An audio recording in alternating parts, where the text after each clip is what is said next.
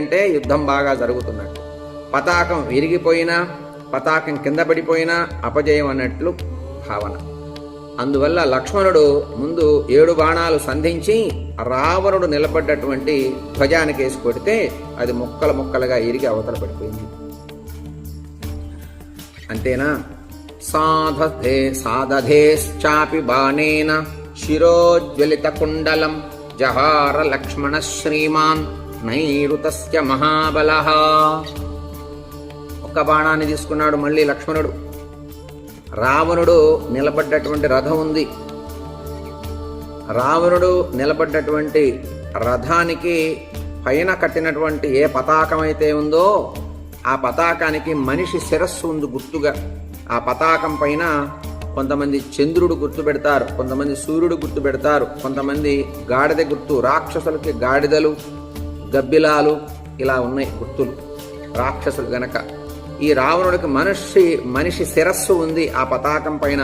దానికి వేసి 7 బాణాలు గురి చూసి కొడితే రావణుడు నిలబడ్డటువంటి రథం పైన ఉన్నటువంటి, కిరీటం పైన ఉన్నటువంటి, ఏదైతే గోపురం పైన ఉన్న రథం పైన ఉన్నటువంటి పతాకం ముక్కల ముక్కలై కింద పడిపోయింది. మళ్ళా వెంటనే ఒక బాణం తీసుకున్నాడు లక్ష్మణుడు, సారథి కేసి కొట్టాడు.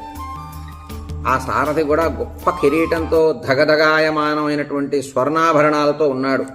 శిరస్సు కేసి కొడితే శిరస్సు తెగిపోయింది. రావణుడు నిలబడ్డటువంటి రథం నడిపేటటువంటి ఏ సారథి అయితే ఉన్నాడో సారథి కంఠం తెగిపోయింది. లక్ష్మణుడు వేసిన ఒకే ఒక బాణానికి తెగి కింద పడింది. తస్య బాణైశ్చ చిచ్ఛేద ధనుర్గజకరోపమం లక్ష్మణో రాక్షసేంద్రస్య పంచభిర్నిశితైస్తథా. వెంటనే 5 బాణాలు తీసుకున్నాడు.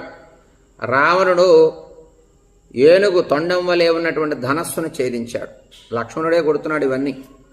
లక్ష్మణుడు 5 బాణాలు తీసుకొని రావణుడి చేతిలో ఏనుగు తొండవంత అలా ఉందట. అంత భయంకరమైనటువంటిది, బరువైనటువంటిది, గాంభీర్యమైనటువంటి ఏ ధనస్సు అయితే ఉందో దానికి వేసి కొడితే 5 బాణాలు వేసి కొడితే అప్పుడు విరిగింది. అది రావణుడి చేతిలో ఉన్నటువంటి ధనస్సు లక్ష్మణుడు వేసినటువంటి 5 బాణాలు ఒకేసారి కొడితే అప్పుడు విరిగిపోయింది. నీలమేఘ నిభాంశ్చాస్య సదశ్వాన్ పర్వతోపమాన్ జఘానాప్లుత్య గదయా రావణస్య విభీషణః.